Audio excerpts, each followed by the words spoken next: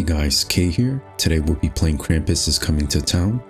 Basically, we're seeking shelter in a wooden cabin due to a blizzard, and we're about to go through some old VHS tapes. So let's see what's on them. What is your name? Looks like I won't be heading home in this weather. Blast, I've got a craving for Mom's eggnog too. Finally, out of that storm. The floor creaked beneath each step as you explored. Wish I could have visited on better terms. Footsteps followed the creaky floorboard up the stairs. Not as modern as I expected.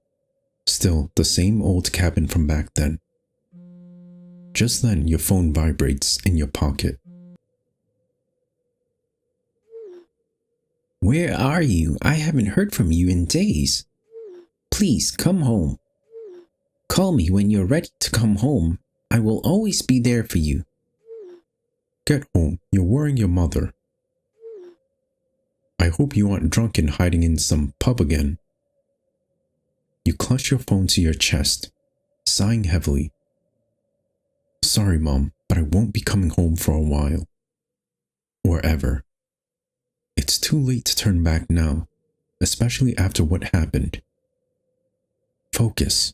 You're doing them a favor by not coming home. Taking a deep breath to regain yourself, something catches your eyes scattered across the floor. You kneel beside the old TV, brushing off the dust from the VHS set beneath it. Dad's old VHS set. I wonder what happened to this thing. Whoa, the video cassette player still works? Not bad for ancient technology. Video cassettes litter the floor, as if the previous incumbent was searching for a specific one. As you kneel down, you pick one up and dust it off. No way, I haven't watched this since I was a little kid. I used to hate how scary looking that monster was. Does it still have him in it? It still does. Huh.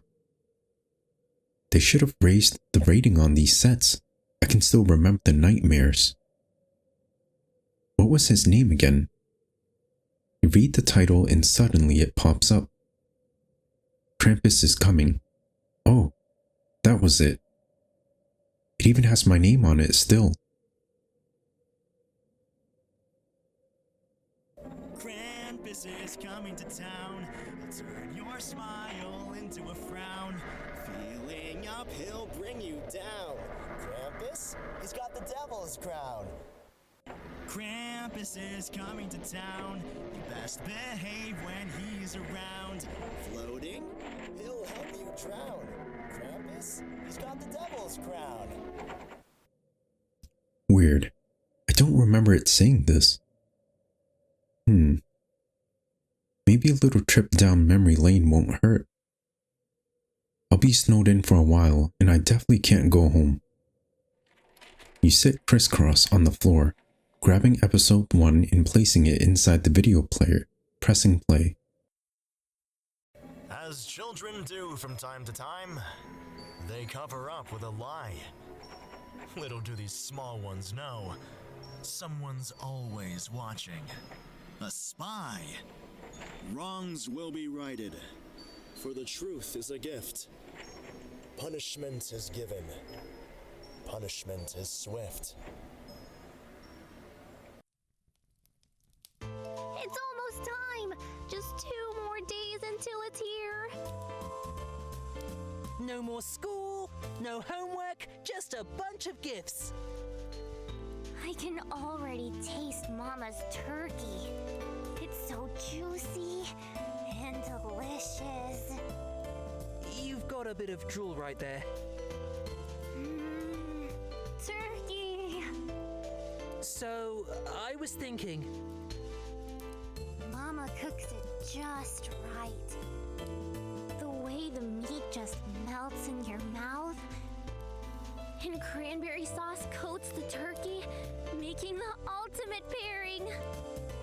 It's heaven on my tongue. be sure to let Mama know how much you love her cooking.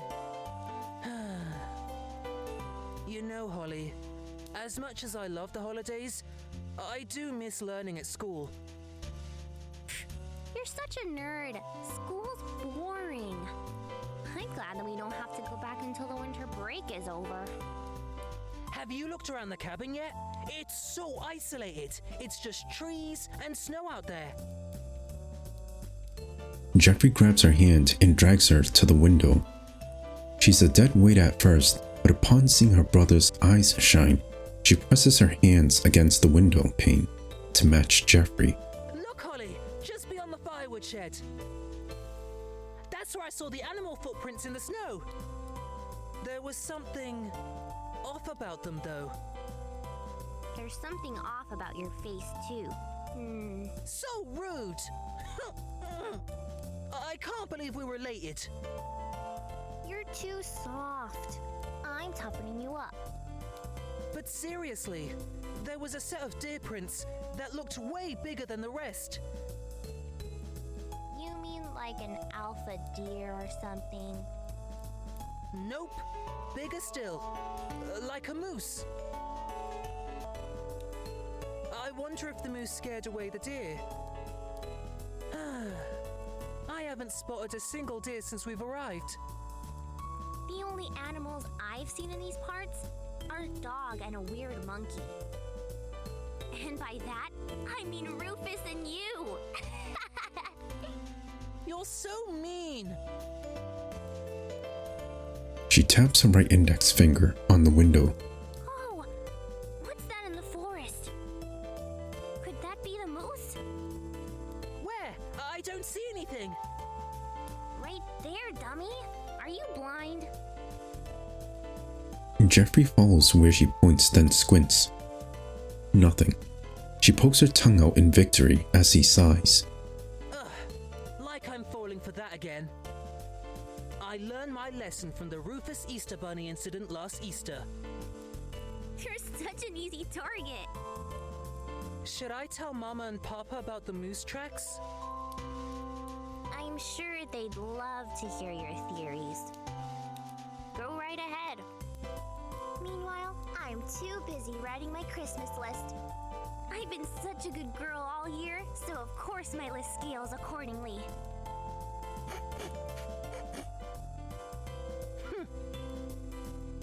Want me to show you the footprints so you can see for yourself? Ugh! Why would I want to be out there where it's cold and wet? I'd rather clean up after Rufus. Holly! Jeffrey! It's time for dinner. You don't want to be late. Coming! Coming, Mama! Race me to the table? The loser has to do whatever the other says. You're on! Jeffrey pushes past her, running in strides towards the kitchen. She springs after him until he lightly shoves her aside, causing her to stumble. Oh no! If Mama finds out I broke this, I'll never get any gifts again. Holly drops on one knee and gathers the remnants of the shattered frame. What's with this shadow? An unexpected figure appears alongside her in the family photo. Her eyes widen. What the heck? She rubs her eyes and re-examines the portrait. Weird. No fifth figure anymore. Must be the frame. After recovering from the scare, Holly had a choice to make. Okay, we can either, there are presents at stake, I need to hide evidence, or I should tell Mama what happened right away. We want to see Krampus, so we'll go with the first option. She shoves the broken frame under the side table. Rid of the evidence, she stands, brushing the dirt off her clothes. That should do it. I just won't tell her about this. Maybe Rufus can take the blame. I win! No fair! You pushed me! She races into the kitchen where Jeffrey is already seated. Mama, Papa, and the dog Rufus are also waiting. While taking her seat, a sense of unease stays with her. She feels guilty for destroying the framed family photo, and there's also the fear of being found out. Her thoughts on her predicament are cut short as the mother leads the family in saying grace. I'll say a few words before dinner. We're all grateful for this food and the time we spend together. Let us be kind, honest, and true, whatever the weather. Have you been good all year? Then you'll meet Santa Claus. Have you been bad at all? Then Krampus knows your flaws. It took everything not to squirm while Mama recites the prayer. The usual version is so boring, but Holly's much happier when Mama says the correct words. She snuck a peek through prayer only to see Papa's puppy dog eyes at Mama, squeezing her hand. Jeffrey rubbing Rufus's head. No one looks like they're paying attention. How strange. When Mama finishes, we raise our heads. Have I been bad at all? Well, wait, does Mama know about the photo? Should I just confess now? Mama always says she respects the truth. She looks at Mama, who beams with happiness at having all the family together. No, I don't want to ruin Mama's good mood. But for Mama to change the words of family grace, how weird. Who calls out Krampus when saying grace? Isn't that taboo? Huh, was I the only one listening? Did no one else find it strange? Enjoy dinner, everyone. With the announcement, she digs in with everyone else. Holly, Jeffrey, remember what I told you about eating too quickly? You'll make yourself sick. Sorry, Mama. This food is too good. Oh, thank you, dear. Just remember, you'll need to act more ladylike tomorrow. You know who's visiting. Grandpa and Grandma! Oh, yeah. Them. Why the upside down smile, kiddo? You used to love it when they visited. Don't you love Grandma and Grandpa? Yeah, it's just Grandma smells like an old attic and a hospital smushed together. Plus, she always kisses me on the forehead and leaves a huge sloppy mark. Holly, that's your grandma. You shouldn't badmouth her like that. Her kisses just show how much she loves you. But Papa, put yourself in my shoes for a moment. Imagine your nose under attack from both mothballs and bleach. Both are powerful enough foes alone. Combined, they're terrifying. Meanwhile, your formerly happy, dry forehead, now smeared with red, gooey lipstick. Which doesn't come off easily, by the way. Not even with soap and tissue. Plus, your saliva stinks of ginger. No matter how you look at it, it's an all-out attack.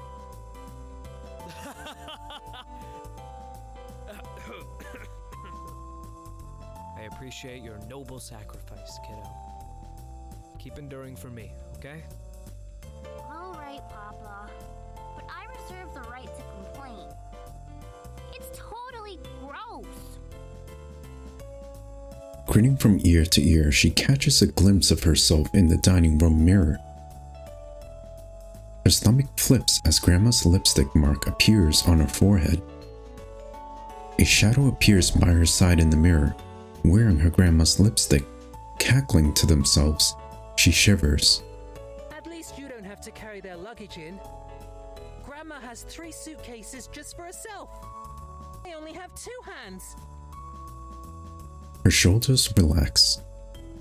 She glances at the mirror and exhales deeply when she sees just her and her family, no shadows in sight. Also, her forehead is lipstick free. She swallows a bark of nervous laughter. Since when do shadows wear lipstick anyway? Talk about lame. Kids, be grateful that they're still around to be with us for Christmas. Some people don't get to have their families around like this. No, you are right about her lipstick. The family laughs and continues to eat until all plates are empty, with the exception of peas on the children's plates. Polly, Jeffrey, and Father tend to the dishes while Mother leaves the room.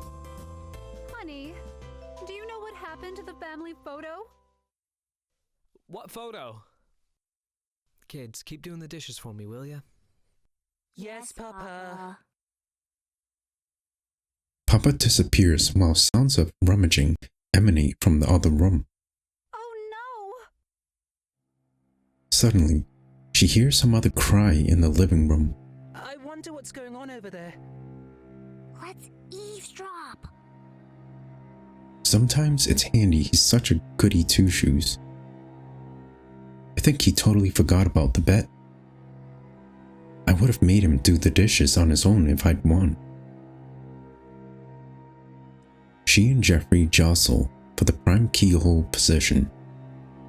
She blocks her brother and presses her ear against the door. She vaguely makes out her parents' whispers. I don't understand how this could have happened. Oh, and honey, can you please close the front door? It's freezing. These kids. Do they think heating is free, leaving the front door wide open like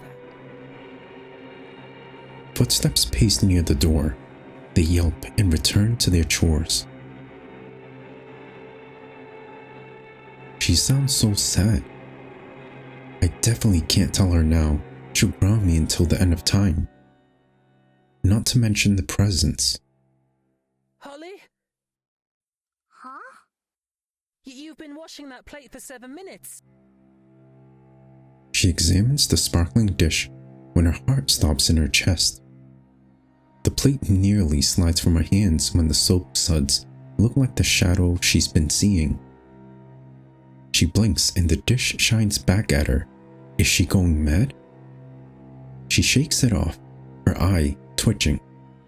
I was doing it on purpose. There was an extra smudge of food. It was probably your plate. Hey, no need to be rude. Mama and Papa return to the kitchen. Kids, did either of you break the family photo that was on the side table? I don't know anything about that. I swear. Me neither, Papa. It must have been Rufus. Maybe he has pent-up energy from being stuck inside all day. Poor doggo. She bares her teeth at Rufus. That dog!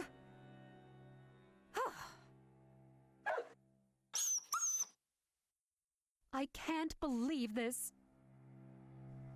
Now, honey, we'll just take another picture when we head home.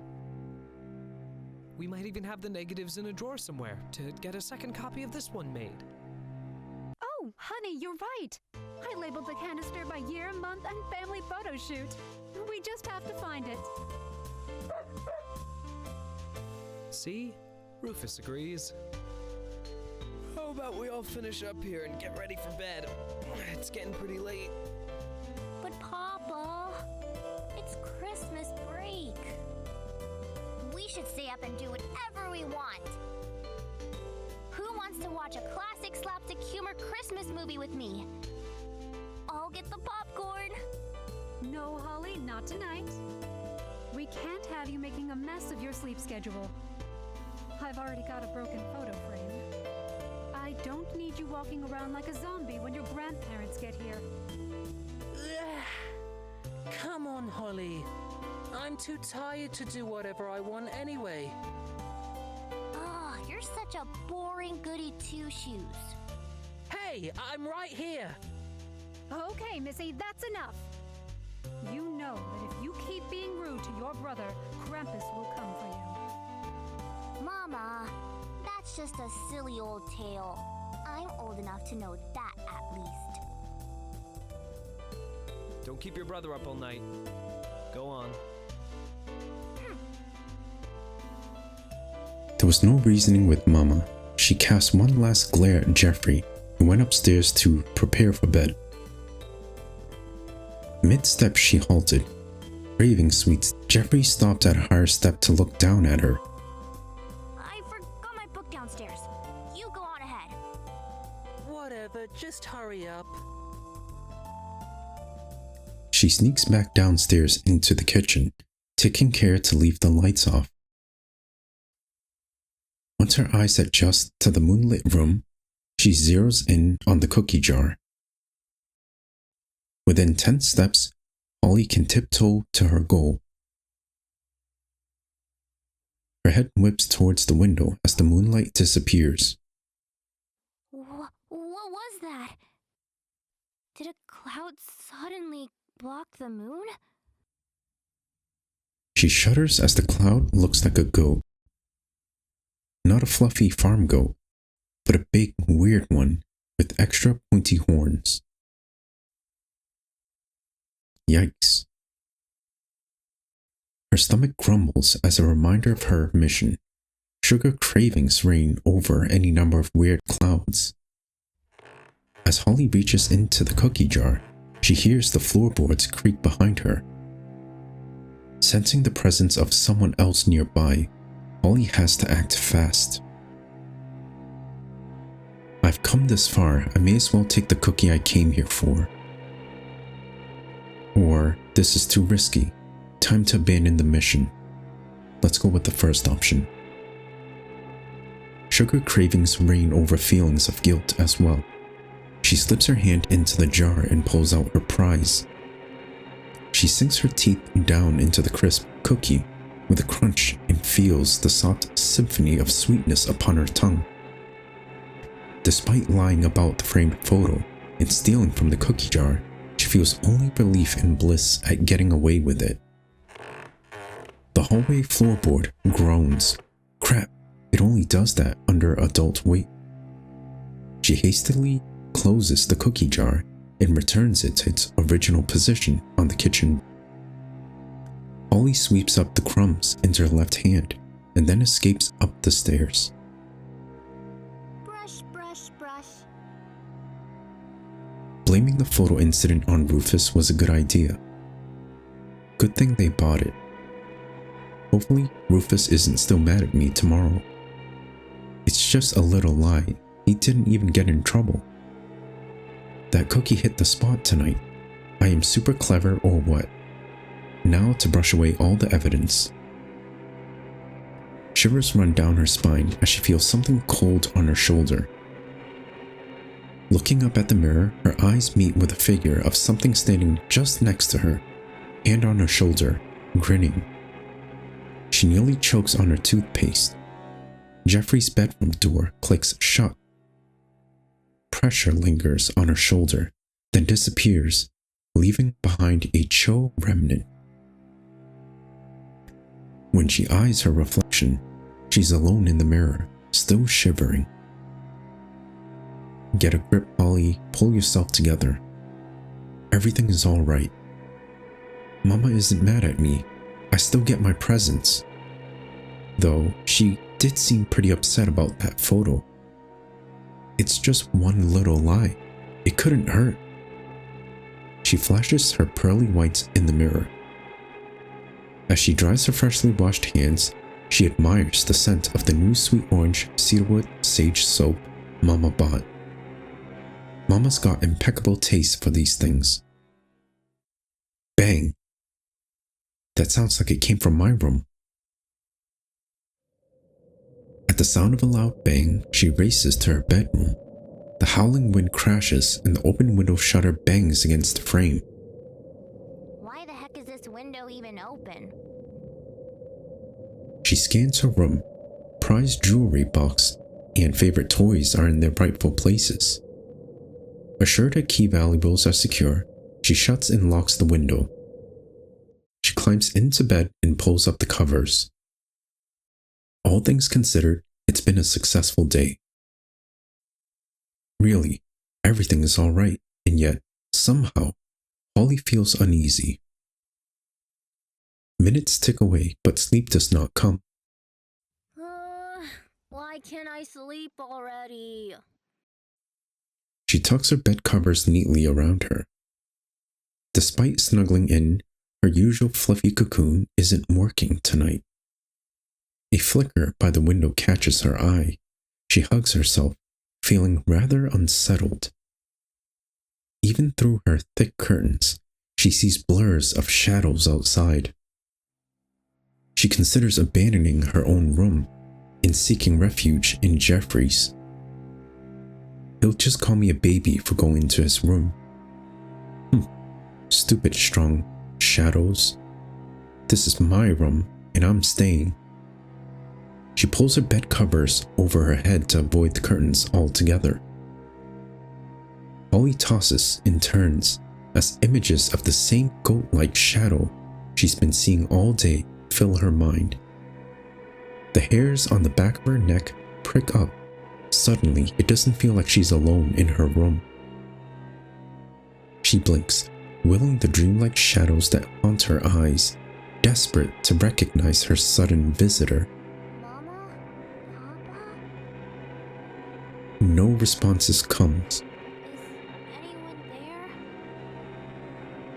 When there are no polite words from Jeffrey, jokes from Papa, or a stern command from Mama in response, her fingers and toes go numb. Who's there? The sound of her own heartbeat thrashes in her ears. She bolts upright, flinging her bed covers away. Her body moves on autopilot towards the door. A victory smile comes on as her fingers clasp around the door handle. In her mind, she's already escaped her room, crashed into Jeffrey's room, and delights in the disappointed looks of her wild bed-hair parents. Triumphant, she starts to pull the door handle open. Someone grabs her shoulders, applying enough heavy pressure to almost make her knees buckle under her. Her feet became rooted to the spot, as if frozen solid. She shivers as a small, misty cloud escapes from her mouth. When did it get so cold in here? She feels an ice-cold breath against her cheek as a low voice whispers into her ear. You've been naughty.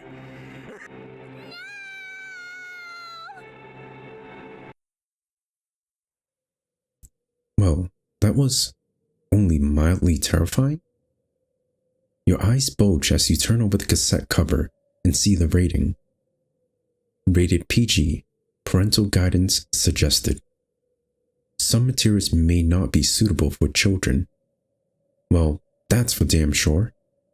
This would be messed up even for PG-13, jeez. As you move to eject the tape from the player, you pause to marvel at the warmth of the VHS player against your hand. The scent of melting plastic film stirs childhood memories. Namely, Mom requesting your help to rewind the video cassettes before returning them to the video store. When you try to eject the VHS, nothing happens. You press the button again, then a few more times, but the machine seems to ignore you. Declaring the player broken, you decide to just turn the whole set off instead. But still, nothing happens. The screen remains on. You pull out the power cord, but the Holly Jolly menu screen continues to glow, casting a cool hue on the cabin. Krampus has arrived in town. He turned your smile into a frown. Were you up? He brought you down. Krampus, he wears the devil's crown. Krampus has arrived in town. You better behave now he's around. Floating, he made you drown. Krampus, he wears the devil's crown. Alright, well, that is it for Krampus is Coming to Town. A relatively short visual novel, and I hope you guys enjoyed it. It's a constant reminder, guys, to not be naughty during Christmas. Don't lie at the expense of others. Just own up to your mistakes, and hopefully everything will pan out well. Alright guys, we're gonna call it here. Don't forget to comment and subscribe. I'll leave a link to the game in the description. Other than that, take it easy.